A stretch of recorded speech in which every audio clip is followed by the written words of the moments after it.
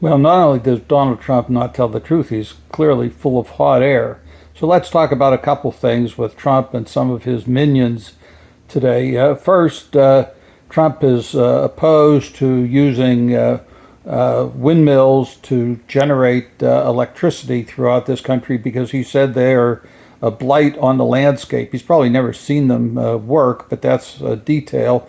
And it's not known that some states, I think Texas has like 19,000 windmills. He says China does not rely upon wind energy, but that's not right. About wind energy, I think supplies something about 15 or 16% of their energy needs, and they have something like 160 to 180,000 wind turbines operating throughout China, including wind farms of about 150 off the China shore.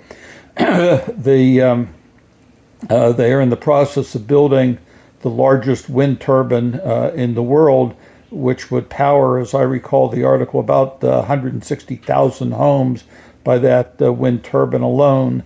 They are clearly leading us in this technology, and in fact leading the world in this technology. Meanwhile, Trump's tariffs are continuing to go up and down, and as I mentioned yesterday, that he sent a letter out to a number of our trading partners that looked like it had been written by an eighth grader, and that's probably an insult to eighth graders. Back on wind turbines just for a minute, Trump said that California consistently has blackouts and brownouts on their electric grid. That's not true at all. On the other hand, his friends down in Texas have had serious electric problems over the last number of years with the heat of the summer and some of the wind freezing storms they've had in the winter. Meanwhile, in a press conference yesterday, Trump had no idea that the United States had paused some of its weapon systems to Ukraine, and apparently this was done by the alcoholic Pete Hegseth on his own, without either informing or consulting or getting the approval of the President of the United States. Not that Trump would have exercised any independent judgment, but it is important that tapes have leaked where Trump told supporters that he had told Vladimir Putin that if he attacked Ukraine, he would, quote, bomb the shit out of Moscow.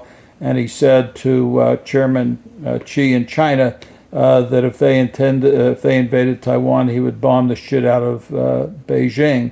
This is absolutely irresponsible, particularly when you consider that we use the excuse of bombing Iran because they said death to Americans, and they didn't have the weapon systems to bomb this country.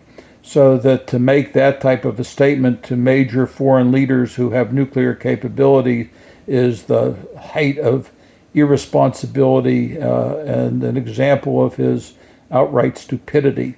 The figures are out on the number of undocumented workers in a number of industries, and keep this in mind because Trump is saying there'll be no pause in putting in concentration camps undocumented workers and sending them to countries that they didn't even know existed. 20% of household workers are calculated to be undocumented immigrants, 14% of apparel workers, 16% of crop workers, and 13% of construction workers. We're now seeing across the country, or I say seeing, I really mean I've read reports of construction sites that are shutting down because people are afraid to show up and be grabbed by the Gestapo wearing masks, claiming to be officers of this country and who at one time swore to defend the Constitution and the rights of the individuals of this country. Like Trump, these oaths apparently mean nothing. Meanwhile, Senator Grassley, 91 years old from Iowa, has claimed that he has a report about a confidential source to the FBI that had said China tried to influence the election back in 2020 by issuing false driver's licenses to people. If you track the sources far enough, what you find is the source for that story was some guy who was a kook who apparently made the whole thing up. It's reminiscent of a case I had years ago where a fellow testified as a confidential source for the FBI,